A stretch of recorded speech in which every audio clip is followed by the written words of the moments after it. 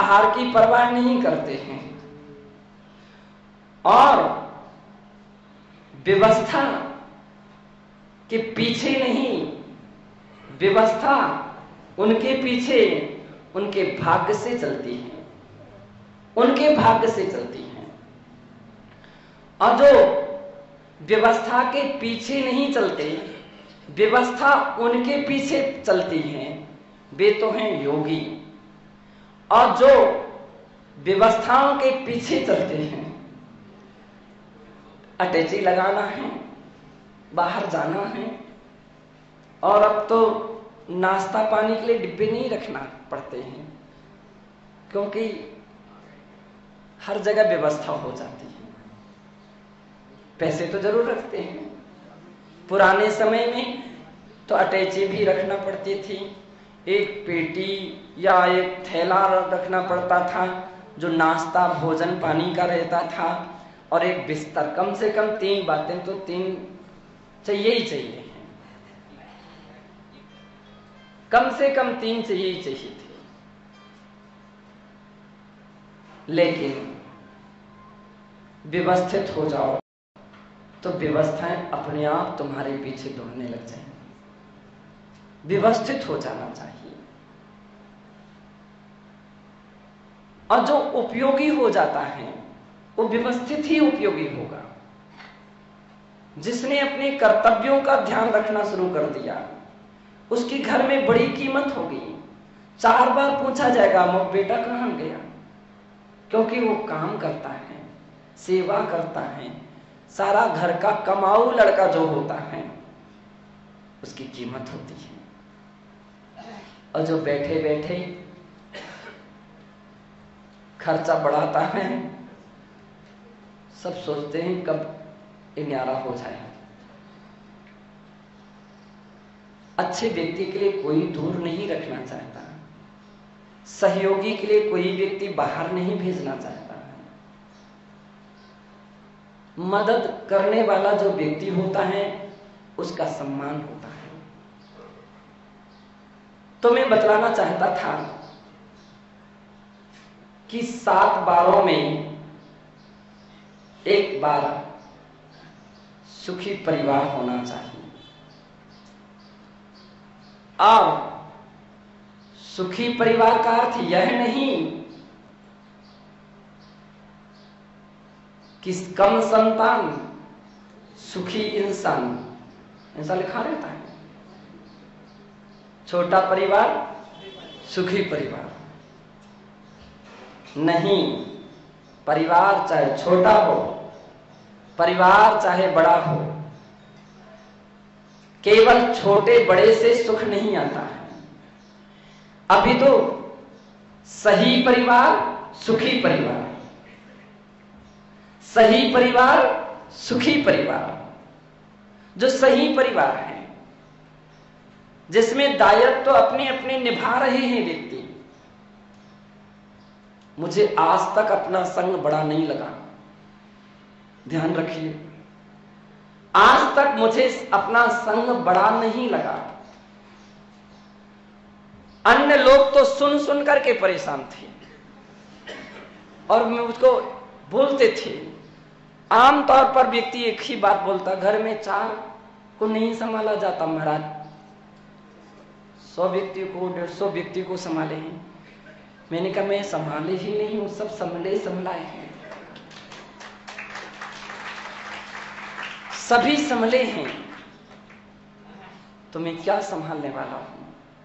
ये तो मिथ्या अहंकार होगा कि मैं संभाल रहा हूं। सब संभले हैं, अपने अपने कार्य में अपनी अपनी व्यवस्थाओं में लगे हैं। तो मैं देखता हूं मेरे से भी अधिक काम करने वाले महाराज लोग हैं। पिलर हैं तो मंजिल उसके ऊपर आराम से खड़ी है।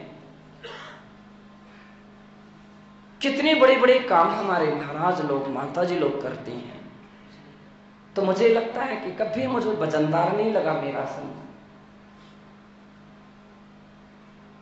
और मुझे याद आती है श्रवण बेलगोला की, जब हम श्रवण बेलगोला में पहुंचे थे, प्रवेश हुआ था, तो प्रवेश के समय वहां के भट्टारक जी चारू कीर्ति जी थे, तो सबसे पहले वो उनके मुख से एक शब्द निकला। 2 शब्द बोलते बोलते प्रवचन के प्रारंभ में कि आज मुझे लगा भद्रबाहु का संग आ गया। उस समय हम 65 पीछे थे। मैंने कहा, हे प्रभु, मन में भावना रखी, भद्रबाहु जैसी भी क्षमता मेरे अंदर आ जाए कि इतने ही नहीं 12,000 उनके शिष्य थे। कितने? और 24,000 से ही, और इतने साधुओं को लेकर के वो चलते थे, सभी उनके निर्देशन में चलते थे। तो भद्रबाहु को कभी नहीं लगा कि इतना वजन मेरे ऊपर है। इसलिए ध्यान रखिए, बड़ा परिवार दुखी नहीं होता है। कर्तव्यनिष्ठ है तो बड़ा परिवार भी सुखी परिवार हो सकता है, और कर्तव्य विहीन है तो छोटा परिवार भी दुखी। उस समय हम 65 पीछे थे। मैंने कहा, हे प्रभु, मन में भावना रखी, भद्रबाहु जैसी भी क्षमता मेरे अंदर आ जाए कि इतने ही नहीं 12,000 उनके शिष्य थे। कितने? और 24,000 से ही, और इतने साधुओं को लेकर के वो चलते थे, सभी उनके निर्देशन में चलते थे। तो भद्रबाहु को कभी नहीं लगा कि इतना वजन मेरे ऊपर है। इसलिए ध्यान रखिए, बड़ा परिवार दुखी नहीं होता है। कर्तव्यनिष्ठ है तो बड़ा परिवार भी सुखी परिवार हो सकता है, और कर्तव्य विहीन है तो छोटा परिवार भी दुखी परिवार हो सकता है। परिवार कैसा हो लेकिन सही हो तो स्वर्ग है, और परिवार सही नहीं है तो नरक है। मेरे पास 2-3 पर्ची आ गई और महाराज की बात भी आ गई है, इसलिए मैं अपनी कहानी पर पहुंचता हूं। एक ऐसे परिवार के मुखिया थे, एक ऐसे सेठ जी थे, एक ऐसे सेठ जिनके 7 बेटे थे। 7 बेटे थे, और 7 में से 6 की शादी हो गई थी। सेठ जी भी थे, सेठानी भी थी, लेकिन कैसी थी उसे तो वो ही जानते हैं, मैं नहीं जान सकता हूं। लेकिन इतना ही जानता हूं कि वे ऐसे थे जिन्होंने कभी मंदिर नहीं देखा था। पता ही नहीं था कि मोहल्ले में कोई भगवान का मंदिर भी है क्या, पता नहीं था उनको। जिस घर में प्रातः काल से पाठ तो होते थे, लेकिन देवरानी जेठानी के, वो कहीं सास बहू के, कहीं सास ससुर के, कहीं भैया भाइयों के, एक ऐसी स्तुतियां प्रारंभ होती थी कि मोहल्ले के लोग बिना बुलाए आ जाते थे देखने के लिए, सुनने के लिए। पाठ के साथ साथ कभी कभी तो पूजा भी शुरू हो जाती थी। कोई हाथ से करता था और तो कभी डंडे से भी चलती थी। पूजा पाठ होती थी। ऐसा जहां का सुप्रभात होता हो तो वहां के मंगल के विषय में क्या कहना। लेकिन शुभ प्रभात तो नहीं, अशुभ प्रभात था, कुप्रभात होता था। पूजा पाठ तो नहीं, में तू शुरू होती थी, आपस में धक्का मुक्की भी हो जाती थी। और ऐसी जहां की प्रातः काल की बेला प्रारंभ होती हो तो आप सोच लीजिए सारा दिन मंगलमय होता होगा कि अमंगल के साथ। सारा दिन उसी रूप में व्यतीत होता था। सभी के अंदर में बड़ा अहंकार था। इसके साथ साथ अच्छी बात ये थी कि कम से कम काम बटा हुआ था, लेकिन वह काम फॉर्मेलिटी से शुरू होता था, खाना पूर्ति होती थी, प्रतिदिन के काम बटे थे। आज सासू जी झाड़ू लगाएंगी तो बड़ी जेठानी वे नाश्ता चाय तैयार करेंगी, मंझली भोजन बनाएंगे, कोई कपड़े धोएगा। उस समय नौकरों को लगाना अच्छा नहीं माना जाता था। घर में नौकर नहीं लगाए जाते थे, घर के लोग अपना काम करते थे।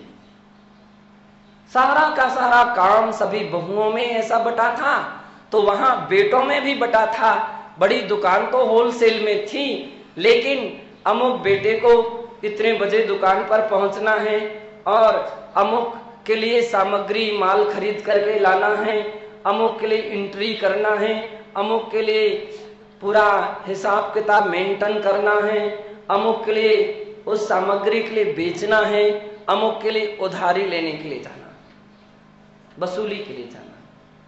सब काम बटे हुए थे, लेकिन काम जैसे बटे थे उनके मन भी वैसे बटे थे, एक नहीं थे। और जहां मन एक ना हो तो वहां तो महाभारत ही महाभारत होती थी। टीवी लगाने की उस घर में आवश्यकता नहीं थी, कनेक्शन लेने की कहीं से कोई आवश्यकता नहीं थी, किसी भी डिस्क से कनेक्शन की आवश्यकता नहीं थी। सारे समाचार तो वहीं से प्रारंभ होते थे, सारा प्रसारण केंद्र ही वही था। ऐसा परिवार, ऐसा घर जहां जेठानी नाश्ता तो बनाती और उससे छोटी वो खाना बनाती, लेकिन सबको अपने बच्चे और अपने पति दिखते थे केवल, बाकी तो ऐसे ही हैं सब लोग। तो जो भोजन नाश्ता बनाता तो अपने बेटे के लिए, अपने उसके लिए अच्छा सुंदर सही, बाकी के लिए कच्चा जला जैसे बना हो सब परोस दिया जाता था। अपने कमरे की जिस दिन झाड़ू लगाने का नंबर आया तो अपना कमरे की साफ सफाई अच्छी हो जाती थी, बाकी का कचरा यहां से वहां करके पूरा किया जाता था। जैसा एक करता था वैसा ही दूसरा कर रहा था। आपके घर की बात नहीं है,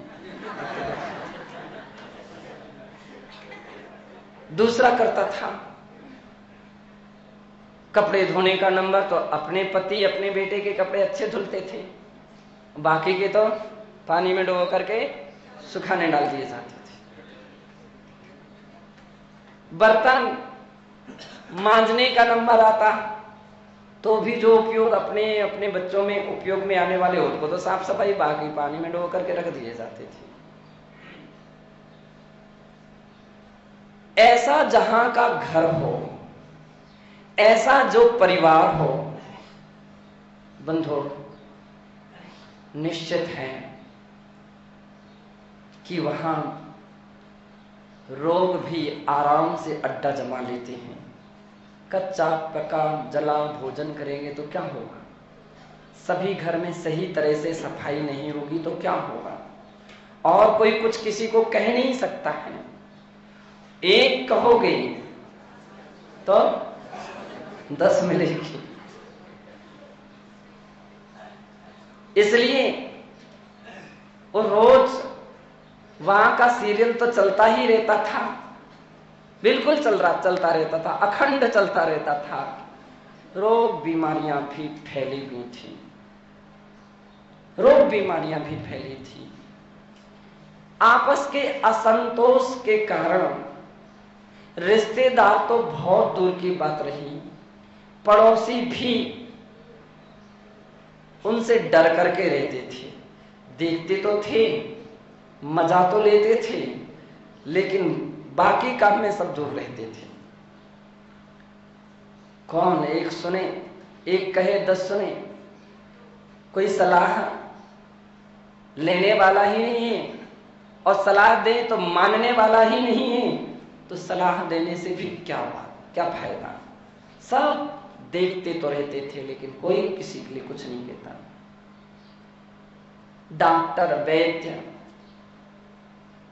रोज प्रतिदिन की तरह उनको आमंत्रित किया जाता, और जैसे पैसे आते वैसे की वैसी गति से जाते भी थे। दवाइयां नाश्ता की तरह सभी लोगों को प्रातः काल से लेनी पड़ती थी। किसी का भी जीवन व्यवस्थित नहीं था। ऐसा घर जानते हैं वह क्या था? क्या था? केवल नरक था।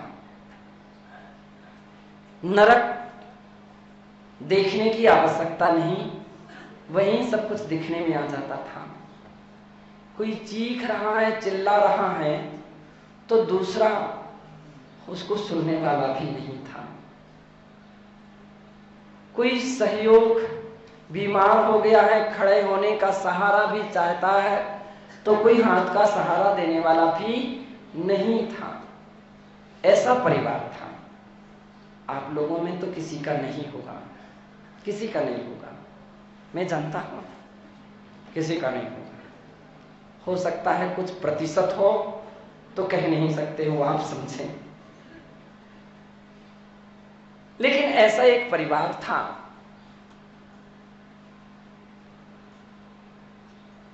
7 बेटों में 6 की शादी हो गई थी।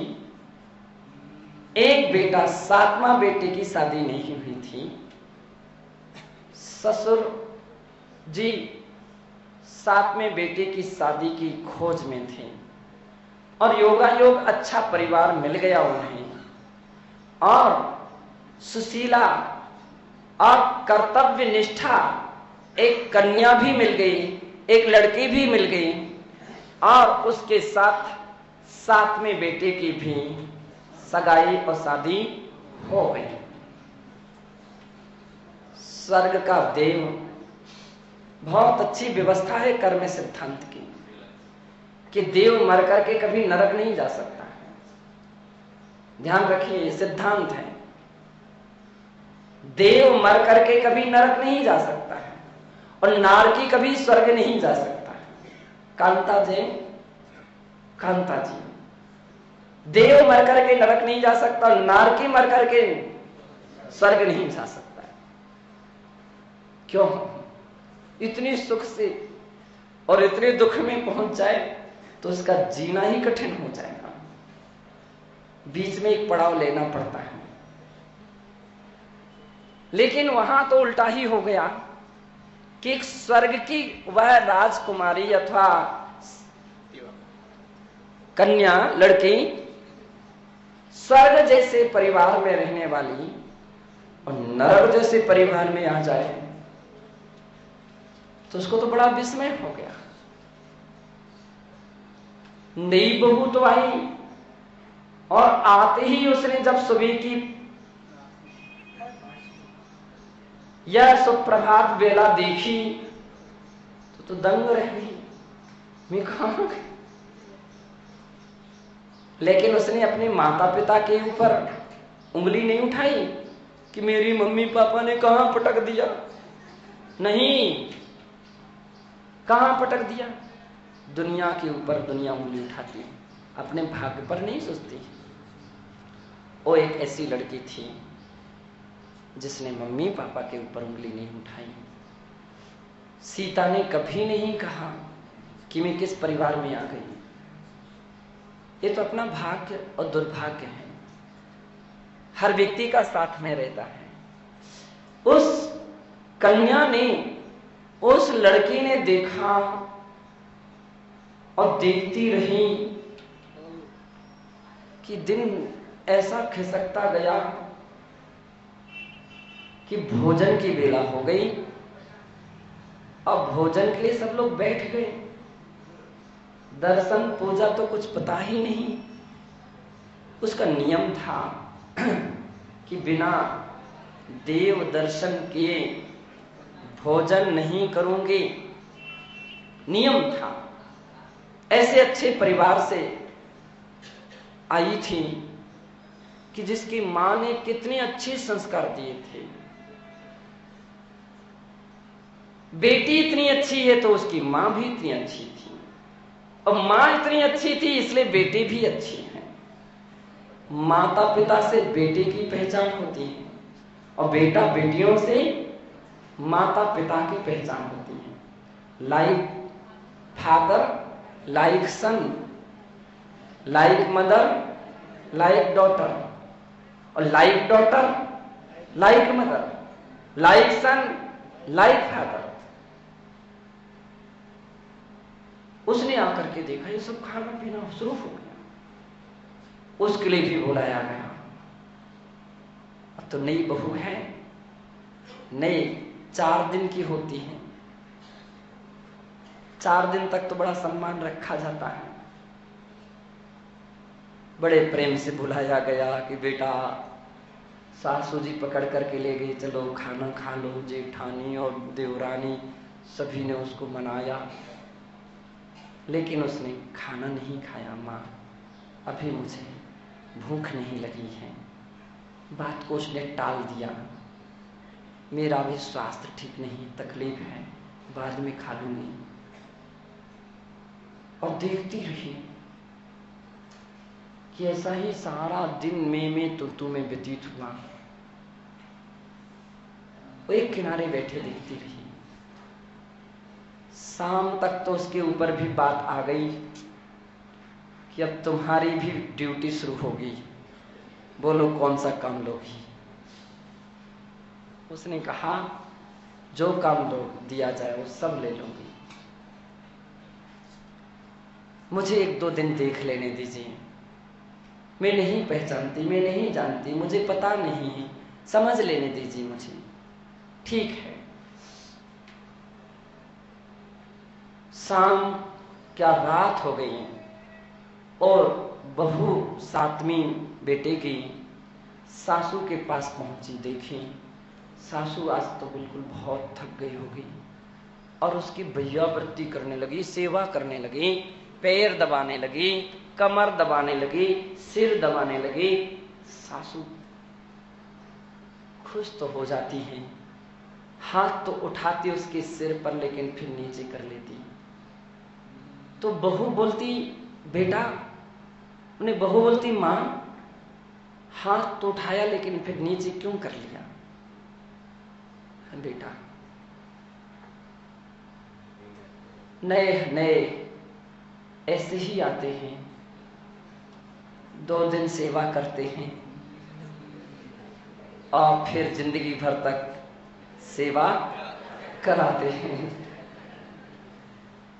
तेरी सेवा को देख करके मेरा हाथ उठ गया। और जब अभी तक की मैंने पुस्तकों के पन्ने पलटे तो फिर मुझे देखा कि उसी प्रकार से ये भी एक पुस्तक है, तुम भी एक पुस्तक है।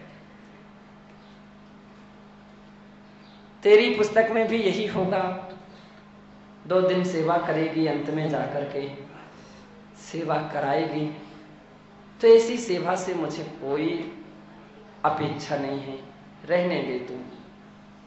सासू की आंखों से आंसू बहने लगे और छोटी बहू उसके आंसू पहुंचती है। मां, भले कोई कैसा ही हो, लेकिन मैं ऐसी नहीं हूं। मैं आज से आपसे एक बात मांगना चाहती हूं कि आपका जो काम करने का हिस्सा है, जो आप काम करते हैं, जो आपके लिए जो ड्यूटी दी जाती है, वह मुझे दे दे। बेटा, शुरू में सभी ऐसा है कहते हैं, लेकिन मैं ऐसा नहीं कह रही हूं, मैं हमेशा करूंगी। और दूसरा, यह हक भी दे दीजिए कि मैं रोज आपकी सेवा करूं।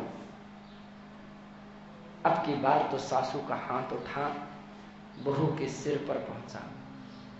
बेटा, क्या सच है कि तू सभी से अलग निराली रहेगी?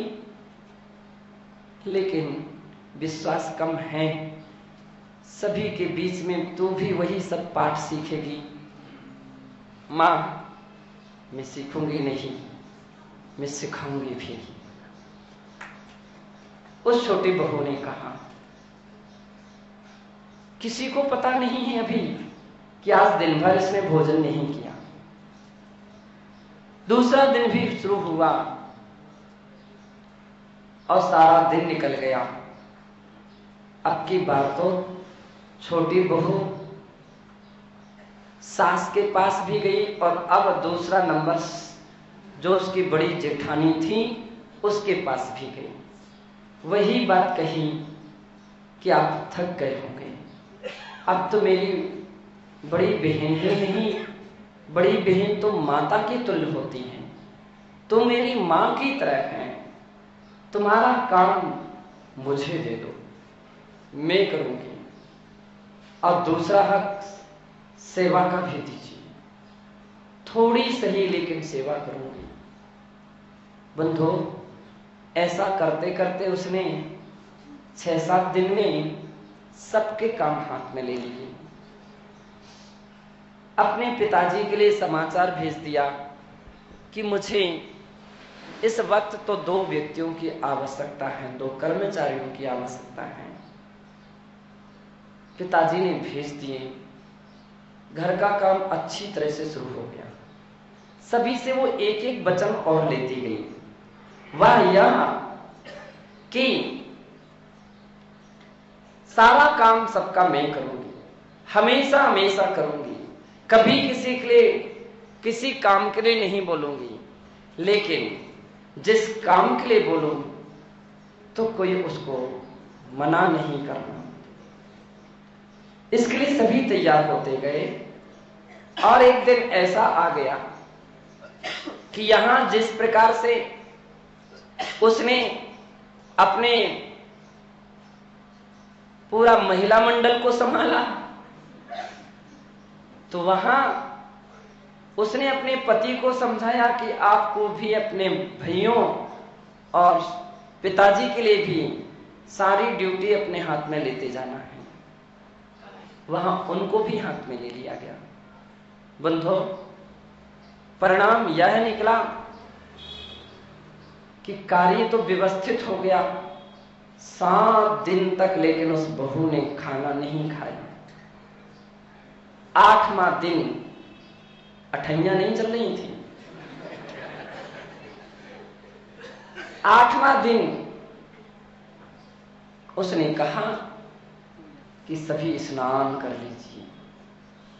लोगों ने कहा, ठंडी के दिन में? ठंडी के दिन गर्म पानी रखा है।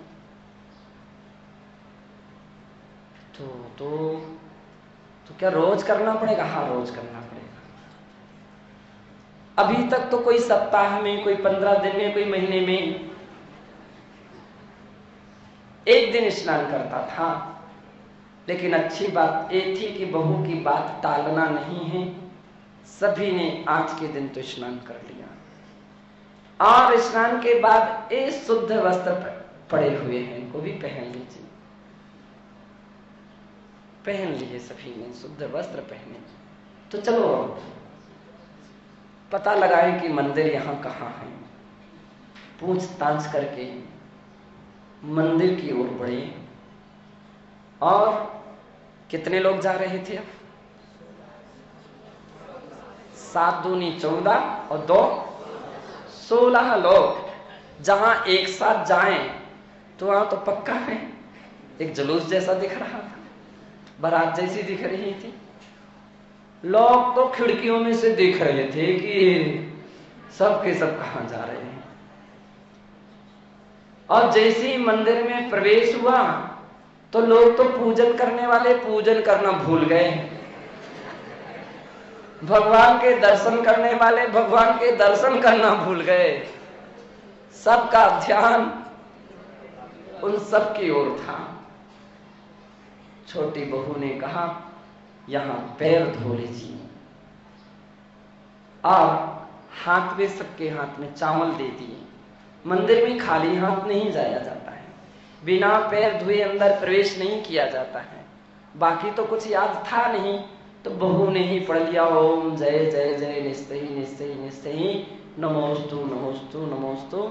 भगवान के सन्मुख पहुंच करके सभी से कहा गया, भगवान को निहारिए, देखिए, दर्शन कीजिए, आनंदित होइए, चावल चढ़ाइए, परिक्रमा लगाइए। और पूरा सभी ने मिल करके स्तुति वंदना पूजा की। अटपटा जरूर सबको लग रहा था, लेकिन अच्छा भी लग रहा था। अब नया दिन था, पहला दिन था, घर लौटे, आज समझ में आई जिंदगी, खुशी थी सबको। पहला दिन था मंदिर आने का, जिंदगी का, जीवन का। और अब तो बात ही दूसरी थी। आते ही बहू ने कहा कि चलो आराम कर लो, तब तक भोजन तैयार हम करते हैं। भोजन बन गया और सबसे प्रार्थना की गई, एक बार फिर से कपड़े चेंज कीजिए, शुद्धि कर लीजिए, हाथ पैर धो लीजिए और इन शुद्ध कपड़ों को पहनिए। आश्चर्य तो हो रहा था, लेकिन सभी ने कपड़े पहन लिए। दूसरे दरवाजे पर सफाई करके रंगोली से एक चौक बनाया गया और इंतजारी में खड़े हो गई। सभी के हाथ में कलश वगैरह दे दिए गए। ओ बहू रानी सोच रही है, प्रभु, हे भगवान, आज अवश्य कोई ना कोई मुनि महाराज आ जाए, मेरा सौभाग्य होगा, मेरे इस परिवार का भी सौभाग्य होगा। गुरुओं के चरण पड़ जाएंगे तो ये शमशान स्वर्ग में बदल जाएगा, ये नरक स्वर्ग हो जाएगा। और जैसे ही वह सोच रही थी, अचानक सामने से एक निर्ग्रंथ मुनि महाराज साधना के, त्याग के, तप की मूर्ति चले आ रहे थे। देख करके तो वो गदगद हो गई, हाथ जोड़ लिए। लेकिन सब लोग तो बड़ी ऐसे देख रहे थे जैसे कोई और कुछ आ रहा हो, क्योंकि कभी उन्होंने गुरु को गुरु समझा ही नहीं था, माना ही नहीं था, जाना भी नहीं था। कौन है, क्या है, नंगे को याद है। छोटी बहू ने सबसे कहा, कलश सिर पर रखिए। सबने कलश सिर पर रखा। बोलिए, हे स्वामी, हे स्वामी, नमोस्तु नमोस्तु नमोस्तु। सबने नमोस्तु नमोस्तु। अत्र योगा योग मुनिराज की विधि थी कि जहां 8 जोड़े कलश सिर पर लिए हुए पड़गाहते हुए मिलेंगे, वहीं आहार करूंगा। महाराजों की विधि का कोई ठिकाना, कोई पता नहीं रहता, कब क्या ले लें। विधि मिल गई और महाराज खड़े हो गए। अब वो छोटी बहू आगे आगे चलती हूँ, सब चले आइए, परिक्रमा लगाई जाती है। सब तो बेचारे घबरा गए। आप कम घबराते होंगे, वे अधिक घबरा रहे थे। घबराहट तो होती है, सभी को हो जाती है और होना ही चाहिए, बुरी बात नहीं है। हमसे कोई लोग बोलते हैं महाराज माता जी बड़ा डर लगता है, मैंने कहा होना ही चाहिए। हम भी कुछ ऐसी मुद्रा बना करके बैठते हैं कि डर लगना चाहिए। डर नहीं लगेगा तो सब लोग हमारे सिर पर बैठेंगे। इतना तो डराते रहो कि कोई सिर पर ना बैठे। चौके में भी आंखें नहीं दिखाएं, हूं हूं ना करें, आप शांति से बैठ जाए, अपने आप व्यक्ति सावधान हो जाता है। डर उसका नहीं लगता जो हूं हूं करे। लोग सोचता जल्दी निकल जाए तो अभी कोई परेशानी नहीं है, दूसरे महाराज हम पड़गा लेंगे, क्योंकि हूं हूं करते हैं, परेशान करते हैं। तो बेचारे हूं करने वाले भी शांत हो जाए, अब नहीं कुछ नहीं करेंगे। परिक्रमा तो लगाई गई और महाराज के लिए नौदा भक्ति से आहार कराया गया। आज तो सभी ने जीवन ही चेंज हो गया, जीवन ही बदल गया। और जब से मेहंदी चौक वक्सी का क्या है यहां पर आए हैं, तब से ऐसी ऐसी बातें सुनते हैं, लोग खुश हो जाते। महाराज आज बड़ा आनंद आया। कल परसों मुझे कोई सज्जन बोल रहे थे, बोले सारा दिन मेरा आनंद के साथ व्यतीत हो रहा है और ऐसा लग रहा कि वो खुशी समाई नहीं जा रही है कि मैंने आज आहार दिया था, आज पड़गाहन किया था। बच्चे लोग, महिलाएं कितनी प्रसन्न हैं। बंधु परिवार भली सुसंस्कार से रहित था, लेकिन खुशी तो थी।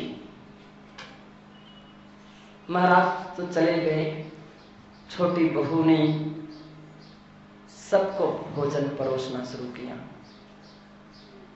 और जब भोजन सभी ने प्रारंभ किया तो ससुर की आंखों से धीरे धीरे आनंद के आंसू बहने लगे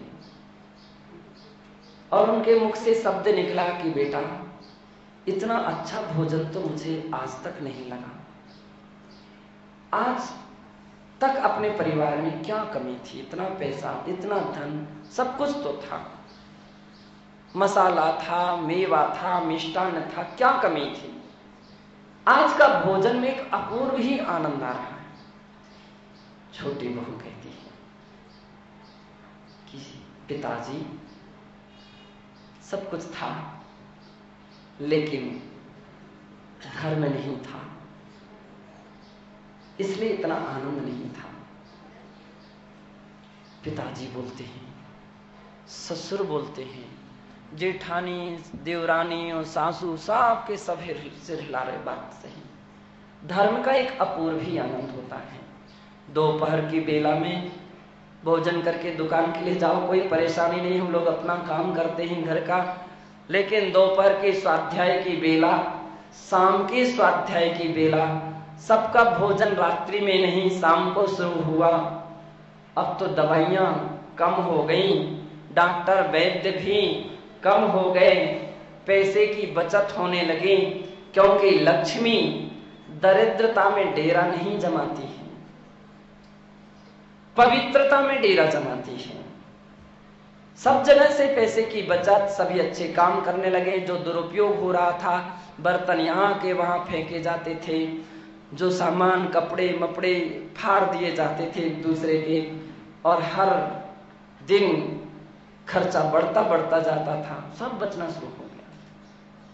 शाम का फिर मंदिर में आरती, स्वाध्याय, यानी सारा दिन एक ऐसा व्यतीत हुआ, ऐसा व्यतीत होने लगा कि फिर वह नरक नरक नहीं रहा, घर स्वर्ग बन गया।